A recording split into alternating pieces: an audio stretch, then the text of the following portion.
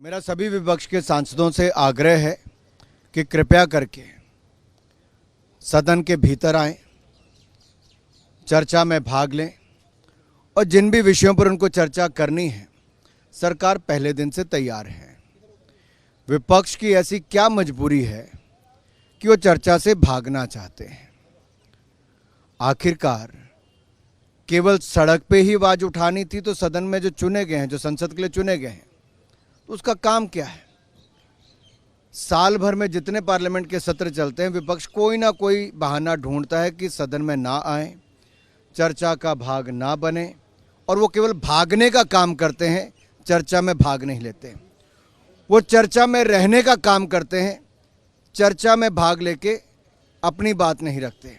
ये साफ दिखता है कि चुनावी वर्ष में केवल और केवल राजनीति करने का काम कर रहे हैं, जनता से जुड़े हुए मुद्दों को नहीं उठा रहे और सदन में अंदर आने के बजाय बाहर भागने का काम कर रहे हैं।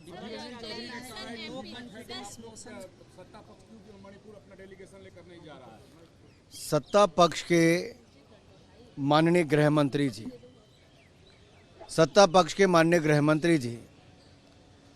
इतना ही मैं कहना चाहता हूं कि सत्ता पक्ष से गृह मंत्री जी 4 दिन मणिपुर में रहे, केंद्रीय गृह राज्य मंत्री वहां पे बार बार गए, वहां पर भी रहे लगातार, और जो कदम उठाने थे वो लगातार उठा रहे हैं शांति बनाने के लिए। विपक्ष अशांति फैलाने का काम ना करे, भय और भ्रम फैलाने का काम ना करे, चर्चा में भाग लें और सुनने का भी हिम्मत रखें ताकि उनको पूरी जानकारी मिले। मैं स्पष्ट करना चाहता हूं कि जब इनकी सरकारें थी कांग्रेस की, तब मणिपुर जब जलता था, तब 6-6 महीने मणिपुर बंद रहता था, हजारों लोगों की हत्याएं हुई। प्रधानमंत्री उस समय मौन रहे, कांग्रेस की सरकार में गृह मंत्री उस समय मौन रहे। उस समय तो बयान तक देने की ये काम नहीं करते थे, यहां तक कि केंद्रीय गृह राज्य मंत्री ने केवल एक बार बयान दिया है। हम चर्चा तो पहले दिन से चाह रहे हैं, आखिर विपक्ष क्यों नहीं आता? ये स्पष्ट तौर पर विपक्ष का चेहरा दिखता है कि इनके पास बताने के लिए कुछ नहीं, केवल भड़काने के लिए है।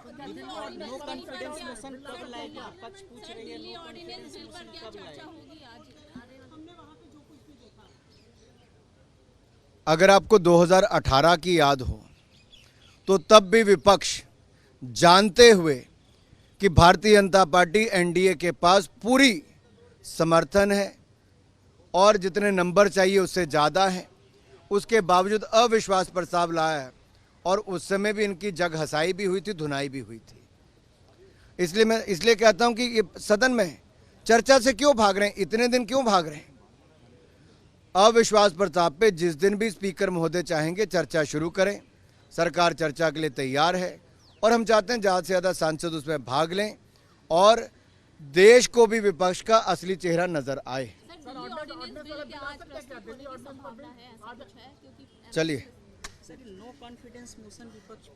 मैं बोल दिए भाई, उसी पे अविश्वास प्रस्ताव वही होता है। कहा कि यहाँ वहाँ से घूम कर आए, फिर हमसे टक्कर लें। मैं अधीर रंजन चौधरी जी से पूछना चाहता हूं, किस राज्य के सांसद हैं? क्या अपने राज्य के बारे में थोड़ी सी भी चिंता, जहां कांग्रेस को मुश्किल से 1 सीट मिलती है? क्या कांग्रेस ने बंगाल में जाने का सोच लिया कि अब जाएंगे नहीं, ना ही चुनाव लड़ेंगे? तभी तो मणिपुर तो गए, लेकिन 21 सांसदों को लेके बंगाल जाने की हिम्मत अधीर रंजन चौधरी जी और कांग्रेस के नेताओं की नहीं हुई। कम्युनिस्ट पार्टी और कांग्रेस वाले डरते हैं बंगाल में कदम रखने से, क्योंकि पता है बंगाल में क्या होता है, हिंसा भी होती है, हत्या भी होती है, अपराध की घटनाएं भी होती है।